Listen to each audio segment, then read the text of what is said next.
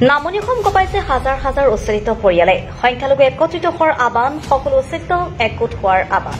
প্ৰতিবাদস্থলীত আৰক্ষী প্ৰশাসন ব্লেক কামাণ্ডো কটকটীয়া নিৰাপত্তাৰ বাবে মোতায়েন কৰা পৰিলক্ষিত হৈছে ধুবুৰী জিলাৰ চাপৰ চিৰাকটা ঈদগাহ ময়দানৰ হাজাৰ হাজাৰ সংখ্যালঘু ৰাইজৰ প্ৰতিবাদ উচ্চাৰিত লোকসকলক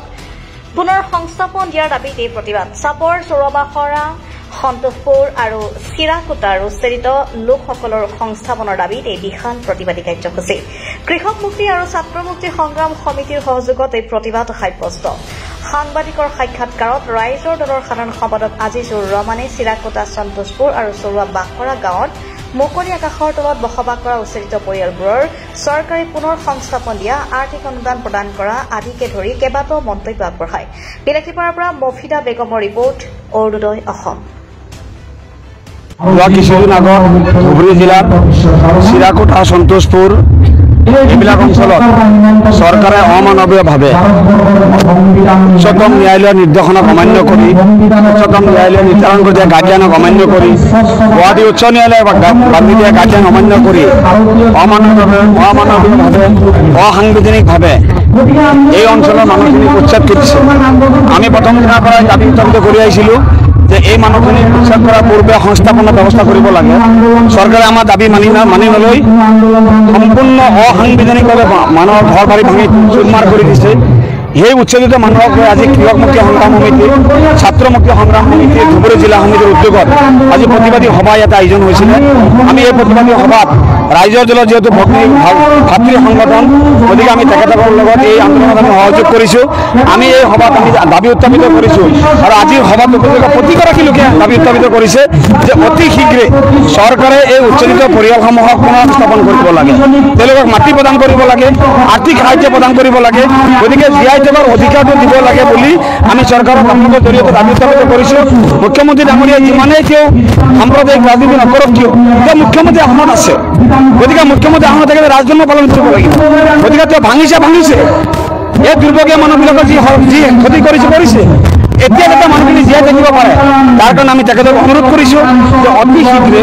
এই মানুহখিনিক চিৰাকুটাৰ এই অঞ্চলৰ মানুহখিনিক সন্তোষপুৰৰ মানুহখিনিক এই অঞ্চলৰ প্ৰতিগৰাকী যিসকলক উচ্ছেদ কৰিছে প্ৰতিটো পৰিয়ালৰ লোককে যাতে অতি শীঘ্ৰে অলপ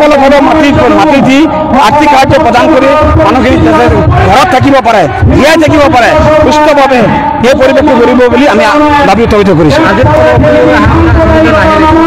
আপোনালোকে সকলোৱে জানে যে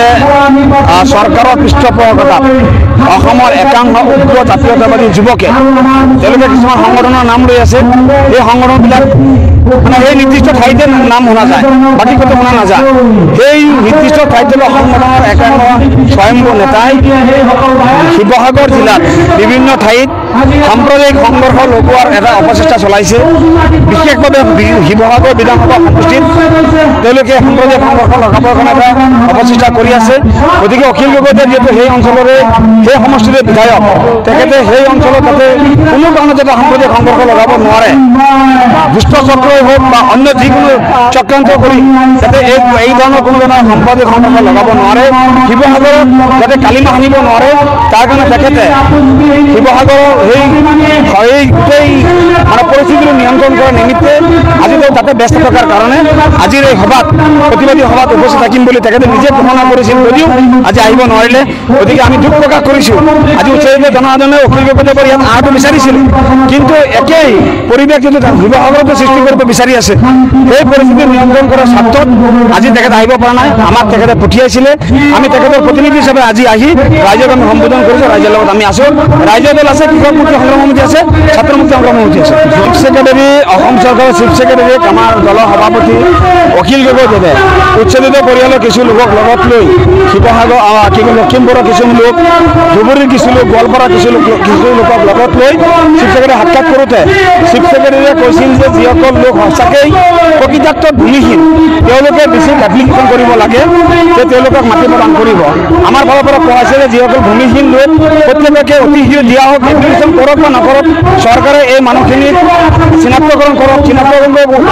অৰিজিনেলি যিসকল ভূমিহীন লোক তেওঁলোকৰ ভূমি প্ৰদান কৰিবলৈ আমাৰ দাবী আছিলে আৰু চিফ ছেক্ৰেটাৰী আমাক আশ্বাস দিছে যে অতি শীঘ্ৰে এইখিনি কৰিব, কিন্তু আজিলৈকে কৰি থকা নাই। গতিকে আমি আকৌ দাবী উত্থাপিত কৰিছোঁ যে চিফ ছেক্ৰেটাৰী মহোদয়ে আমাৰ চিফ মিনিষ্টাৰ ডাঙৰীয়াৰ লগত আলোচনা কৰি এই মানুহখিনি যাতে আৰু তিৰপালৰ তলত থাকিব নালাগে, মুকলি আকাশৰ তলত থাকিব নালাগে, তাৰ ব্যৱস্থা কৰিব লাগে বুলি আমি দাবী উত্থাপিত কৰিছোঁ।